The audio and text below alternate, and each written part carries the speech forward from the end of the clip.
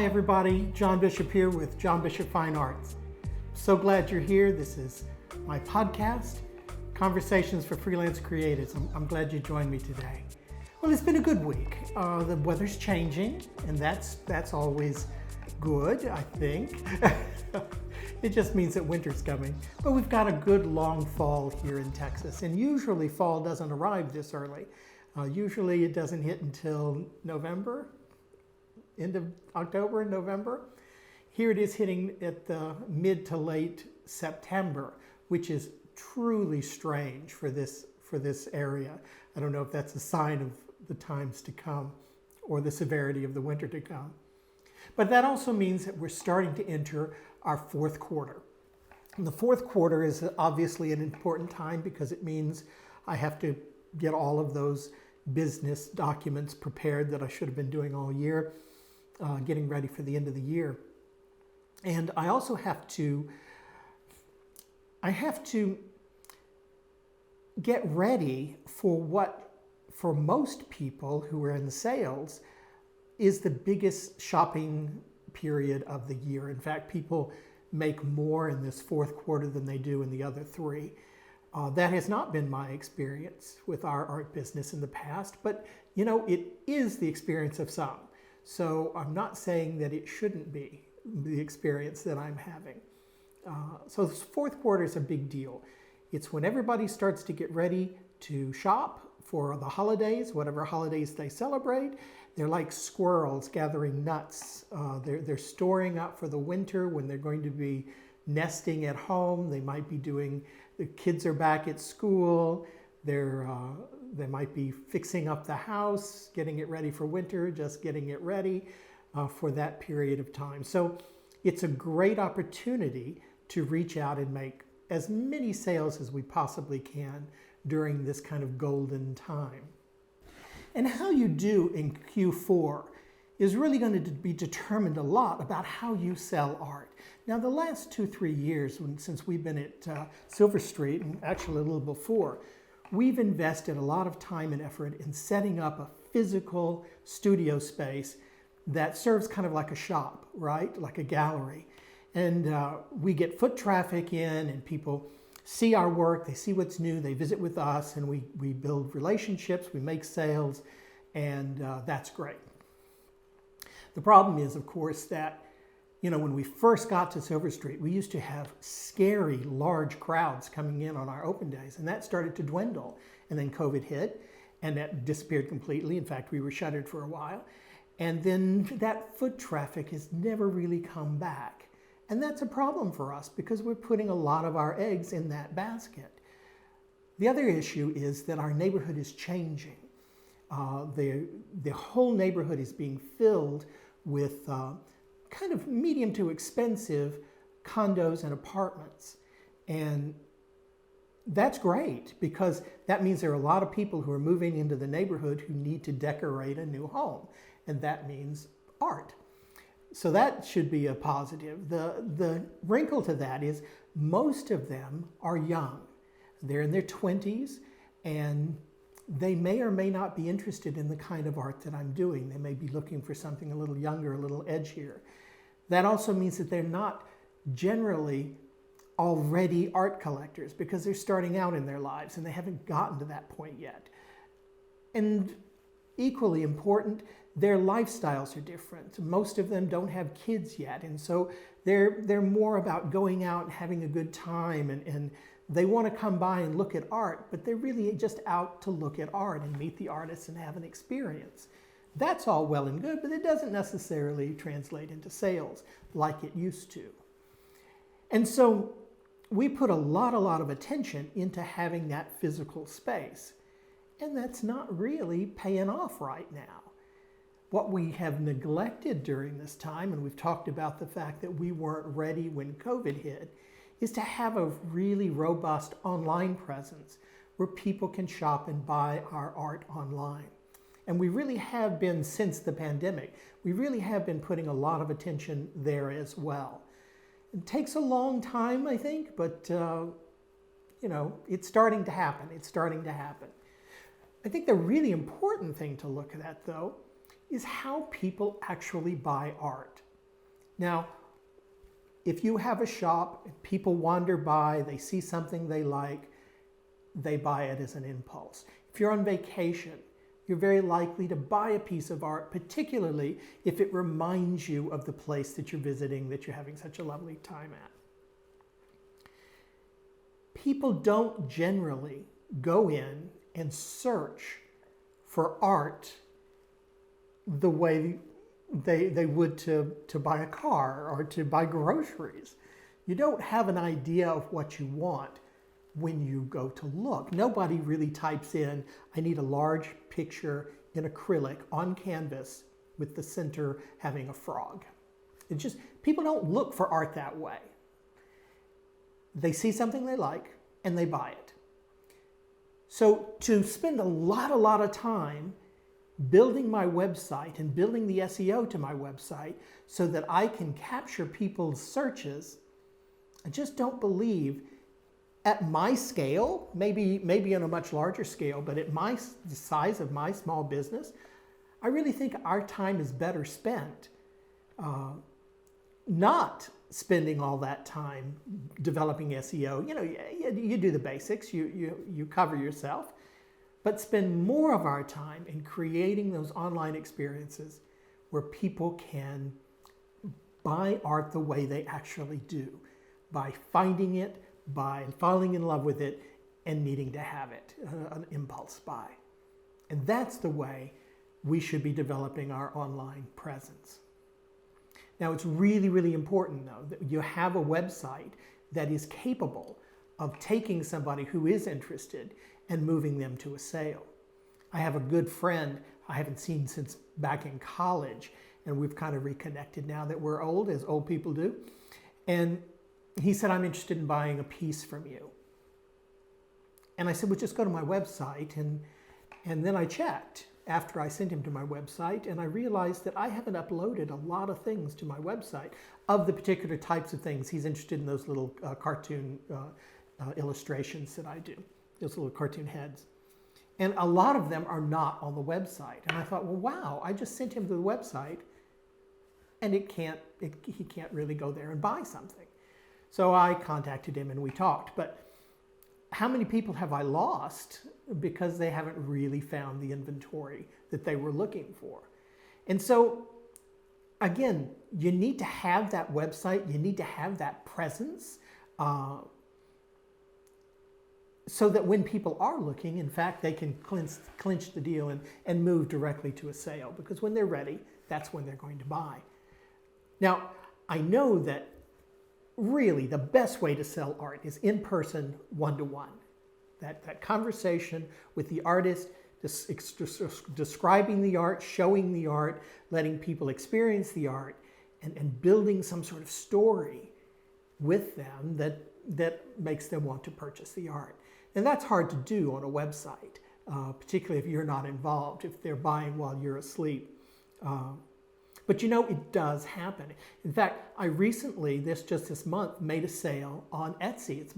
I've sold a few small things like 8x10s and a couple of zines on Etsy. But I actually sold like a $400 painting, a fairly large painting on Etsy. Just got a notification, somebody bought it, and I needed to get it to them.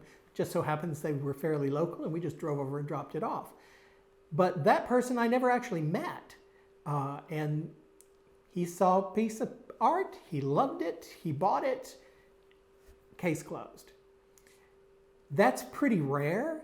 But when I went back into Etsy to say, okay, wow, that's really cool, I realized that I only have 2 or 3 of the larger paintings available. So if I'd have had more for him to look through, he may have found something different, or maybe others come and don't find things. But you need to make a commitment to that web presence and make sure they're going to have a good experience when they get there and that they can move on to make a sale.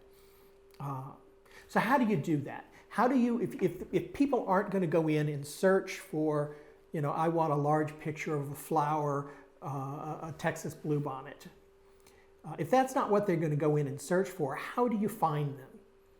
Well, one of the things I was just looking at is the trends. I tried to do some research into what are the things that people are looking for in 2021 that I could incorporate into my art, into my SEO, into what I'm presenting online. And the idea is, they gave me actually a list of, I think there were 35 things, products that they thought would sell well in 2021. And among the top 25, there were things like cat beds, dog bowls, things that I could easily incorporate into the SEO. If I did, it doesn't mean I have to do a lot of cat beds, but let's say I did one. And then when people are searching for those trending topics, they can stumble across your art. Maybe they don't buy the cat bed, but then maybe they see your art, fall in love with it, and buy it on your website. There are ways I think that we could do that much better. And it struck me odd is because the last thing, the 35th thing on their list was headscarves, which I would never have thought to have been a big deal. The number one thing was masks, COVID masks, surgical masks. And now I would have thought, well, that's a little cliche, but no, Bogdan had a couple come in just last week, and they bought a picture from a photograph. No, it's actually a painting he did, an abstract, because they thought it looked like the coronavirus. Who would have thought that would have been something somebody wants to hang in their living room? And yet, it does make a lot of sense. I mean, this pandemic has changed people's lives. And maybe this is a way they want to kind of commemorate the fact that, yeah, this is a big deal. And it's something we're going to remember the rest of our lives. We should mark it somehow. And so what I thought was interesting is it would be really, really easy for me to have a few masks available. And it would be really, really easy for anyone, if you're a photographer, you're a visual artist of any kind, to do a few headscarves is simple. So if I actually had some things out there, some SEO that was touching the trends, it doesn't mean I have to spend a lot of time doing it, but to start to tap into those markets of the people who are looking for pet-related materials or who are looking for, I don't know, home decorative things. One of the other things was really big. If you look at a huge trending thing now is van life. I actually follow a couple of people on vlogs who live in a van and travel around. I have no interest in moving out of my home and moving into a van. I'm too old and too fat and it's just not my cup of tea. I don't want to live that tiny at this point in my life. But I think it's fabulous that they are, and I love their experiences. But van life is something that I would have thought would have been impossible for me to be involved with. Now, what I hear a lot of people are doing is they're starting to take vans and convert them into art studios. So they don't actually live in their van, or they might live in their van for a weekend, but really they take their van to art shows, to art fairs, to van life events, and they sell art out of their van. They're there for a short period of time, so there's some urgency there. And I just thought it was a really, really clever way of tapping in to something that whenever there's a lot of people searching about van life, and you could tap into that a bit through those trends. But anyway, that's my rant for the day. It's really, really important that we get ready for Q4, and that once we're ready, we really target the people who are interested and give them an experience that makes them want to buy art. That's my challenge for myself and for you guys this week. Other than that, just getting ready at the studio. We have our big open day this weekend where we have biannual. So twice a year we have these big events, evening events, food trucks and everything. So there'll be quite a big deal. The last couple have been pretty slightly attended because of COVID. We'll see with the Delta variant whether or not this one is also slightly attended. But it's a big deal for us, and it's a way of marking that Q4 and really starting some early holiday shopping. Been doing a lot of new work for that to that end. I'm actually in the second kind of semester of the art lab with my residency program with PRPGMX, Michael Swank, his gallery and his residency program in Mexico City. And so what we do is we have an 8-week session where once a week we get together, we work on a project, small cohort of artists, which is great, and we share and critique and celebrate what we're doing with our projects. It's a great experience for me. This time I'm working on trying to bring illumination into my paintings. I've done that in the past and realized that I don't know how to do it all the time. It just kind of happens now and again. I want to know how to do it on purpose. So that's what I'm working on for the next 8 weeks. And that means I'm going to have to create quite a lot of work in order to experiment with that theme. So I'm doing, and that helps build the inventory for Q4 as well. I also had a great commission.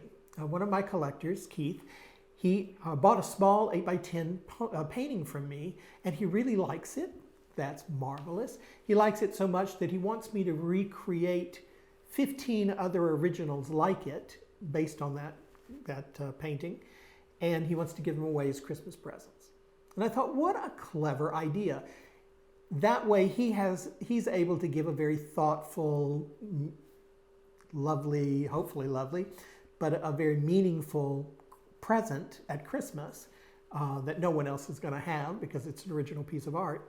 And it also helps me out as a local artist. And I thought, very, very clever of him, very, very appreciative that he's so kind and thoughtful. So I've been working on that commission and kind of plugging for others to ask for commissions for the holiday season. That would be another great way to get some work in. I just put out our newsletters, which of course is always a big deal. It's not hard to do, but it's just, you always put it on the back burner until it's time. But I also got a call this week from Read Pakistan. I don't know if you guys remember, a few months ago, I did a presentation for a kind of a conference they were having on literature, and I gave a talk on poetry and art, the rhythm in poetry and art. And then I was asked back to do a presentation about libraries and reading, and that which is what I did for 30 years. And so I got a call this week from the director of Read Pakistan and the kind of vice presidents and the leadership of the NGO. And they actually asked me to be an ambassador for their organization, which I feel is a great honor. I'm not sure what that means yet, and basically they're waiting for me to come up with a plan of what I'm going to do as an ambassador. And so I'm very touched that I was asked. It's work, but it's work I think I'll really enjoy. So if you're looking for a good charity, think of Read Pakistan, and there'll be more. I'll be talking more about what I'm actually doing with them as it happens, but it's all pretty new. So that's basically what's going on here. Still working on the home studio, still trying to fix it up the way we like it. I'm actually working here quite a lot this week. One of the reasons is because somebody at the studio actually came down with symptoms of COVID. Well, actually, no, very few symptoms. She was going on holiday and wanted to make sure she was just going to get tested so she could tell everybody she'd been tested. Well, she came out positive, and her husband was positive. And he had, I think, slight symptoms. She had virtually no symptoms. So it was just kind of a fluke that they even got tested. And so I've had kind of a sniffle this week. So I said, I'm just going to stay home as much as possible, just in case I have an asymptomatic case of COVID going on. But I don't actually feel bad. So knock wood. Hopefully that's nothing. But other than that, I've just been cranking out new work, hoping that you're having a creative week as well.